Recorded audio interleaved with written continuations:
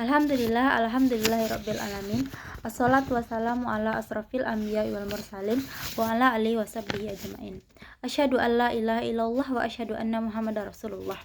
Yang pertama, marilah kita bersyukur kepada Allah karena atas berkah rahmat dan karunia-Nya kita masih dilimpahkan kesehatan sampai saat sekarang ini. Selanjutnya yang saya hormati Bapak Hanif Al-Qadri dan Ibu Hikmah Hayati, dan kepada rekan-rekan semua. Perkenalkan, nama saya Miftah Fauzia dari Departemen Administrasi Pendidikan. Pada kesempatan kali ini saya akan mempresentasikan materi dari komunikasi organisasi, yaitu komunikasi publik. Komunikasi publik adalah pertukaran pesan dengan sejumlah orang atau komunikan yang batasannya sulit dihitung, walaupun tidak seluas dengan komunikasi massa. Sejumlah orang itu adalah mereka yang berada dalam organisasi atau yang berada di luar organisasi. Komunikasi publik dapat dilakukan secara tatap muka ataupun melalui tulisan. Tipe komunikasi publik ini adalah komunikasi monologikal, artinya yang terlibat sebagai komunikator hanya satu orang. Beberapa hal yang membedakan antara komunikasi publik dengan komunikasi lainnya, contohnya saja dengan komunikasi interpersonal. Komunikasi publik berorientasi pada komunikator, sedangkan pada komunikasi interpersonal terdapat hubungan timbal balik. Pada komunikasi publik, komunikator cenderung menguasai hubungan dan peserta yang terlibat banyak, sedangkan pada komunikasi interpersonal, peserta hanya berisi 2 orang atau tidak lebih dari 5 orang. Perbedaan yang paling jelas adalah dalam komunikasi publik adalah kurangnya interaksi antara komunikator dengan komunikan, sehingga pendengar hanya berfungsi sebagai penerima pesan saja. Bahasa yang digunakan juga lebih umum karena komunikasi publik berinteraksi dengan banyak orang, sehingga sulit untuk mengenali semua karakter komunikan.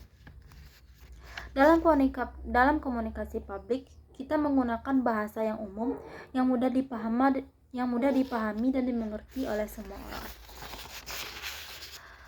Tujuan dari komunikasi publik adalah yaitu yang pertama, untuk memberikan informasi kepada sejumlah orang mengenai perusahaan, misalnya produk, hasil produksi dalam sekali waktu.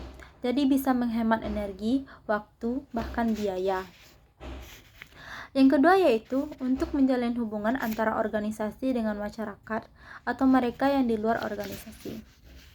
Tujuan yang ketiga yaitu untuk memberikan hiburan kepada mereka yang dianggap memiliki dampak terhadap perusahaan atau orang-orang yang sekiranya terdampak oleh perusahaan. Tujuan yang terakhir yaitu memiliki tujuan khusus kenapa perusahaan memilih komunikasi publik yang dinyatakan dalam kalimat yang efektif. Tujuan khusus ini hanya diketahui oleh perusahaan tersebut. Tadi kita telah membahas tentang pengertian dan tujuan dari komunikasi publik.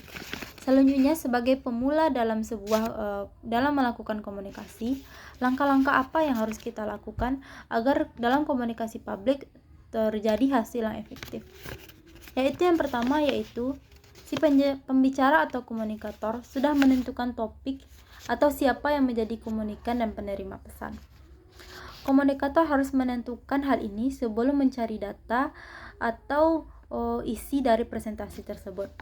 Pembicara hendaknya mempelajari berbagai macam cara seperti berapa besar komunikan dan latar belakang komunikan. Langkah yang kedua yaitu memilih topik. Komunikator hendaknya memilih topik yang diharapkan disukai oleh penggemar atau komunikan. Langkah selanjutnya yaitu melakukan interview awal dengan beberapa orang yang kira-kira mengenal tentang keadaan calon pendengar atau komunikan. Cara selanjutnya yaitu komunikator harus punya data tentang komunikan. Hal ini dilakukan agar komunikator sebelumnya belajar tentang sikap komunikan. Hal ini dilakukan agar pendengar menganggap mereka bagian dari komunikasi. Langkah selanjutnya yaitu menulis paper terkait reaksi pendengar menurut isi dari pemahaman pendengar tersebut. Langkah yang terakhir yaitu dari sumber yang kita ambil, kita harus punya inti dan poin-poin dari konten yang akan kita sampaikan. Secara umum, langkah-langkah yang panjang tadi kita persingkat, yaitu yang pertama, harus punya pengetahuan tentang apa yang akan kita sampaikan kepada komunikator. Yang kedua yaitu mengenal dengan baik siapa yang akan menjadi target, sehingga kita bisa paham dan mendalami karakter dari komunikan. Dalam persiapan presentasi, hendaklah diikuti dengan cara penyampaian yang baik, sehingga komunikasi itu lebih efektif. Kualitas penyampaian presentasi ditentukan oleh pesan yang sengaja dimaksudkan oleh pesan yang tidak disengaja. Untuk sampai ke tahap efektivitas komunikasi, sangat ditentukan oleh siapa komunikatornya. Bagaimana komunikan tahu persis dengan siapa ia berhadapan, pesan yang akan disampaikan oleh komunikator, waktu, tempat, dan kondisi, agar komunikator tahu strategi dalam komunikasi, sehingga menghasilkan komunikasi yang efektif. Maka, semakin baik persiapan seorang komunikator, semakin efektif pula komunikasinya. Pembicara atau komunikator juga bertanggung jawab untuk memberikan presentasi yang berharga, yang bermakna, dan diingat oleh komunikan atau pendengar. Oleh karena itu, dalam menyiapkan presentasi, ada beberapa hal yang harus diperhatikan. Yang pertama yaitu kontak mata. Kontak mata merupakan bagian dari komunikasi nonverbal. Kita harus tetap memperhatikan sorot mata kepada audien sebagai bentuk bahwa kita memperhatikan mereka. Kontak mata membantu kita dalam menjelaskan ide kepada pendengar. Kontak mata juga menjaga agar perhatian komunikan selalu terhadap kita, sehingga kita tahu pada saat kapan kita ditinggalkan oleh pendengar. Misalnya saat pendengar mulai terlihat acuh, ngantuk, atau semakin banyaknya peserta yang keluar masuk, dan lain-lain. Seorang pembicara yang berhasil harus mampu menjaga kontak mata dengan pendengar pada saat pendengar sudah mulai kehilangan perhatiannya. Yang kedua yaitu yang harus diperhatikan adalah vokal. Vokal terkait dengan kecepatan berbicara, nada suara, irama, penekanan pada kata-kata tertentu, sehingga pendengar atau komunikan dapat menangkap makna dan pembahasan yang penting dari yang disampaikan oleh komunikator. Hal yang harus diperhatikan selanjutnya yaitu ketepatan.